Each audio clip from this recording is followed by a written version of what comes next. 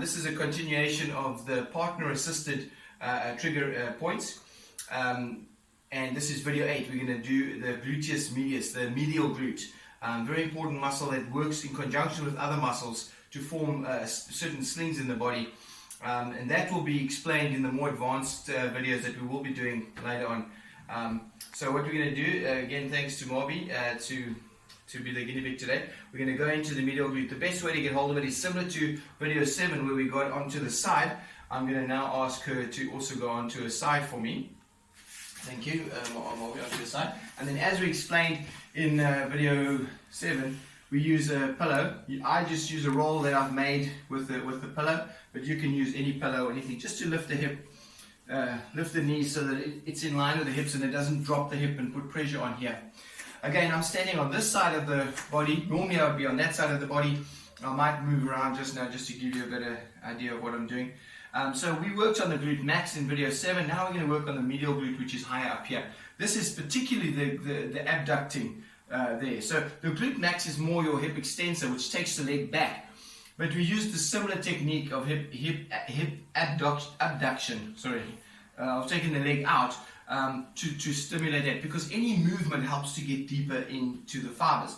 So similar to what we did in video 7, we're now just going to go into the medial glute, which is a bit higher up. So a good way to feel where the medial glute is if you get on top of the pelvis, onto the bony area of the pelvis here.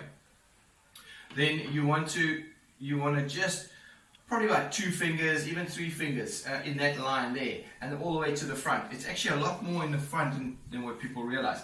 So what you do is you keep the foot on the pillow and just lift the knee a little bit for me and relax. So when you do that, you can really feel the medial glute kicking in here. Lift again and relax. The other thing you can do is straighten the leg, but let it relax there, and now lift it to the side. Lift the whole leg up to the side, up to the ceiling. There we go. And again, up and relax. That's when you can feel right in, that's the muscle. So bend it like that. Great. So then once you know where it is, you communicate with your partner the whole time to check that you're not pushing too hard. Very important not to push too hard. It's not about forcing the body, it's about letting the body let you in. So what I like to do is little movements. If you feel, oh, it's very tight and it doesn't want to let you in, instead of trying to go harder, just go faster. So add faster movements, and that's quite good. You can feel right in there, getting a good nod there. And then once you've warmed it up a little bit, then what you do is you find a good spot. Now, how do you find a good spot? You don't have to worry about feeling the good spot. In my practice, I feel a good spot. I tell my clients they generally agree that that's a good spot. But for you, you don't have to worry about that. Don't put the pressure on you. You're just assisting. So put the onus on your partner to tell you that that's a good spot. So I go there, and if I think I've got a good spot, which you well might have a good feel, and you might feel like you got a good spot, you just say, that's a good spot. Good nod. Now you get the knee up and down. A little bit of a circular movement, knee up. Very good, right? Circular movement, knee up. Not pushing hard, not hard at all. You don't push harder. You just keep the same pressure as they lift the knee up and relax.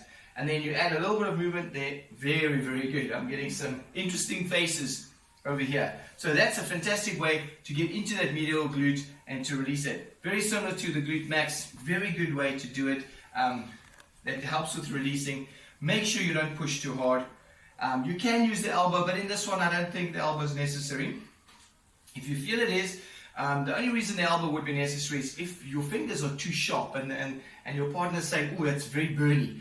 Then maybe what you need to do is first use a flat hand to stimulate that area, because you stimulate the lymph flow.